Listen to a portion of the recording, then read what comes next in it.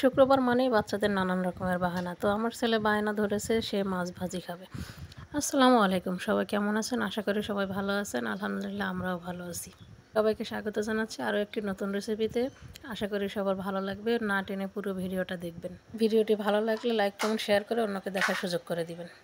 তো এখানে আমি কিছু চান্দা মাছ ধুয়ে পরিষ্কার করে নিয়েছি, আর এই মাছটার গায়ে এভাবে ছুরি দিয়ে দাগ কেটে নিব যেন সব মশলা ভিতরে প্রবেশ করতে পারে। আমি বারবিকিউ স্টাইলে মাছটা ফ্রাই করব। তো সমস্ত মশলা দিয়ে মাছটা আমি এখন মেখে নিব। তো মাছটা মাখার আগে টিস্যু দিয়ে ভালোভাবে মাছের গায়ের পানিটা মুছে একদম শুকনো করে নিব। শুকনো করে নিয়ে তারপরে সমস্ত মশলা দিয়ে আমি মাছটা মাখিয়ে নিব। তো আমার এখানে মাছটা মুছে নেওয়া হয়ে গেছে। আমি এখন মাছে লবণ দিয়ে দেব। লবণ দিয়ে দিচ্ছি এবং মরিচের গুঁড়া, হলুদের গুঁড়া, জিরার গুঁড়া, ধনিয়ার গুঁড়া, সামান্য আদা বাটা, রসুন বাটা এবং কাঁচামরিচ পেস্ট দিয়েছি। আর এখন আমি এখানে সয়া সস দিয়ে দিলাম এবং চিলি সসটা আমি এখানে গ্রিন চিলি সস ব্যবহার করেছি। যেহেতু আমি বারবিকিউ স্টাইলে মাছটা ফ্রাই করব, তাই এখানে সসগুলো ব্যবহার করছি। এখানে আমি টমেটো সস দিয়ে দিয়েছি, লেবুর রস দিয়েছি। লেবুর রস দিয়ে সুন্দর করে মাছটা মেখে নিব। ভালোভাবে মেখে নিতে হবে যেন মাছের ভেতর পর্যন্ত মশলাটা পৌঁছায়। হাত দিয়ে এভাবে মাছের প্রতিটা জায়গায় মশলা ভালোভাবে লাগিয়ে দেব। আর এখানে আমি একটু চালের গুঁড়ি ব্যবহার করেছি। চালের গুঁড়ি দিলে মাছ ভাজাটা অনেক মুচমুচে হবে। আর এখানে গ্রেভিটাও একটু পানি পানি আছে, তাই জন্য আমি চালের গুঁড়া ব্যবহার করেছি। তো এখানে আমি মাছের গায়ে ভালোভাবে মশলাগুলো লাগিয়ে দিচ্ছি। আর আপনাদের হাতে সময় থাকলে মাছটা মেখে আধা ঘন্টা রেখে দিতে পারেন, তাহলে আরও ভালো হবে। তো মাছটা এখানে আমার মেখে নেওয়া হয়ে গেছে। আমি এটা রেখে দিচ্ছি 10 মিনিটের জন্য। আমার হাতে সময় ছিল না, তাই 10 মিনিট রেখে দিয়েছি। এখানে আমি একটা প্যান বসিয়ে দিয়েছি, আর প্যানে এখানে সাদা তেল দিয়ে দিচ্ছি। তেলটা এখানে গরম হয়ে গেছে। আমি মাছগুলো একে একে সবগুলো দিয়ে দিব।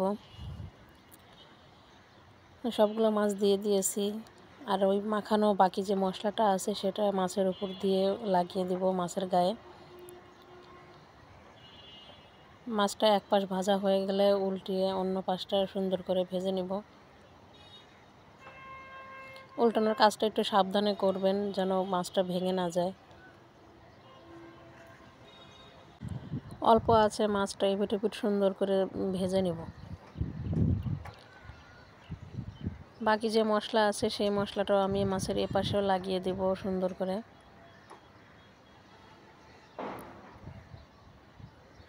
দেখতেই পাচ্ছেন আমি কিভাবে মাছের গায়ে মশলাগুলো লাগিয়ে দিচ্ছি।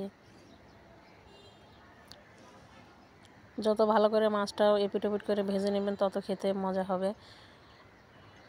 আর চালের গুঁড়োটা দেওয়ার কারণে মাছ ভাজিটা একদম মুচমুচে হয়েছিল, খেতে কিন্তু দারুণ ছিল। তো আমার বাসার সবাই মাছ ভাজাটা খাওয়ার পরে বলছে যে আবারও বানিয়ে দিতে। তো সবাই একবার হলেও ট্রাই করে দেখবেন, এভাবে খেতে কিন্তু অনেক সুস্বাদু হয়। বাসায় মেহমান আসলে এভাবে মাছ ফ্রাই করে দিতে পারেন, সবাই কিন্তু ভীষণ পছন্দ করবে।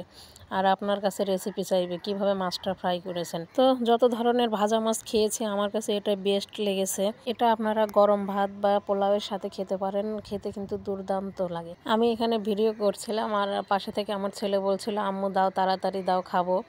এতটাই মজা হয়েছিল। আমার বাসার সবাই তো ভীষণ পছন্দ করেছে মাছ ভাজিটা। তো আপনারা এটা কিন্তু যে কোনো মাছ দিয়ে করে খেতে পারেন, বেশি ভালো হয় কাটা ছাড়া মাছগুলো নিলে।